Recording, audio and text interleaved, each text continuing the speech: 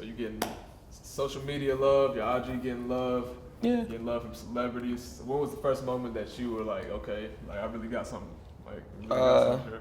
I mean, the first like little celebrity who I guess is kind of big, who has a name, was Cody Shane. She was with like Lil Yachty and whatnot when he was on the come up and stuff. But she hit us up. She's not super big at all, but like she got a name. And once I made some custom pants that I had personally made, and she loved them. Like she was like, "Oh, I need those. And like I wasn't really good with like replying with DMs, and still kind of have like trouble now with that because just replying, bro, phones is weird. But I never replied, and then she hit me up again a month later, like I need those pants. So I ended up sending her the pants, and I was like, she wanted them that bad. Obviously, I got something that people want. So once I made my first $1 off my pair of pants, it was just like that was it. Like I was like, yeah. It was like a little $60-$40 I would do pants for, and then little designs, nothing crazy, but it took time, and it was like some of them were hand sewn. At like the first like 5 pairs I probably pushed out were hand sewn, but after that I learned how to use a sewing machine. Nice, most definitely. So it went from her to now with his Lil Keed. Oh yeah. Now it's just like Lil Keed and stuff, but like Lil Keed, that was just like mad random. Like the way that happened was just like mad organic. His stylist hit me up and was just like, yo, his tour bus broke down. And I don't know if I believe the story to this day, but he was just like, our bus broke down and we need some clothes. We heard you got the clothes. And like, I got a call from one of my, like somebody I knew through Instagram. He told me that like Lil Key stylist maybe hit me up or something like that. So I was like, we'll see. And he ended up texting me, and then he, contacted me and, told me to come to the Fillmore. So that was that. But everything I do, I try to keep it as authentic as possible. I try not to like reach out to too many people, just not because like, it's just too many people. I have enough people coming to me with orders at this point now. It's pretty like consistent. So it's like, for me to reach out to you, I gotta like really fuck with you as a person and like really think that it's actually gonna be an advantage. But like, yeah, he came to me, so like I do customs for a lot of people. Like I did this shit for 21 Savage too. Like I don't think he'll ever post a photo, but like I gave him 3 jackets for free. I remember I was just like stayed up mad late, just made 3 jackets, and they take like 6 hours to make each, like 6-7 hours. So like, yeah, made him the jackets, and then like even to this day, like a few months ago, I saw him wearing a bandana jacket, and it wasn't mine. And I was like, damn. And I was just like, well, fuck it. I messaged his assistant who had hit me up for the jacket, and I was just like, what was up with that? Like, and she was like, oh, I don't know. He said it wasn't puffy enough, and I was just like, whatever. So on to the next shit. But yeah, it's just new people every day. I got Jetson Maid, the producer for The Baby, who I just did some shit for. Nico, another producer. I just be doing customs like. So calls coming in though. It's just dope. It's dope.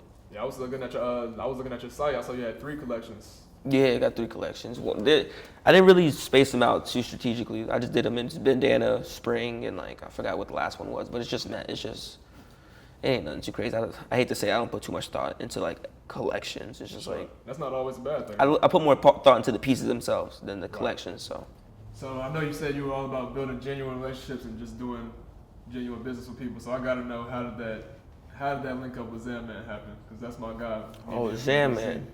Oh, that was I don't know if you know a videographer Slick Like Nick, but he's in the city. But he called me the day before and he was like, I'm gonna be with Zamman, and then I was like, all right. And like I don't have any big clothes, and I know he's a big dude, so I was just like, all right, bro, I feel you, but we'll see. I don't have any clothes for him. But it was like the day before I actually saw him. And he never hit me up, so I was like, he ain't gonna come, and all that. But then the next morning, he just called me. I was like, asleep. And he woke me up out of my sleep, and he was like, yo, I'm with Zamman. Put the phone on him. He was like, yo, what's up, bro? I was like, what the fuck? And I was like, all right. How was he in person? He was mad chill. Like, bruh's like a mad, like regular nigga, bro. Just like, yeah, he was leaving a lot of shit everywhere. He left like shirts, shoes, and stuff like that. I guess he forgets a lot, but like, bro was mad cool. Yeah. He went to the studio, and like, the thing I liked about that interaction with Zamman was that he linked up with a lot of people in the city. Like, he linked up with 10. He linked up with, me with the whole clothing situation, and my boy Lux. He went to the studio with him and then, recorded a song with him and got a little placement. Okay. So it's just like, I fuck with shit like that. For sure, that's what we need. It goes a long way too. It's like, and then if I see him again or if he sees any of them again, it's just like, it's not a stranger. It's like, exactly right. You got to connect. If anything, I remember you. Exactly. And I got his numbers. I always get their numbers and like they're who they're around's number, because they always wanted to tap in later. So, yeah, sure. Just that. And that's what we need. We need that attention coming to the city. Yeah, the celebrities be cool. They be mad normal. Like, That's why I don't like stress out. That's why I also say I don't reach out too much because they're really normal people. Like, if they fuck with it, they'll fuck with it. Like a normal person. Exactly. That's what people. That's what I feel like a lot of people don't get. Like, because they put celebrities on such a high pedestal. Yeah. It's not knowing like when you meet them, they're just regular people. They'll just give them a whole bunch of free stuff and like, yeah, maybe be a good look for you, but like, really, was it like? Did you feel good about doing it? I guess you did feel good about it, but it's just like, man, I don't. There's more than that. What's that? Instagram models.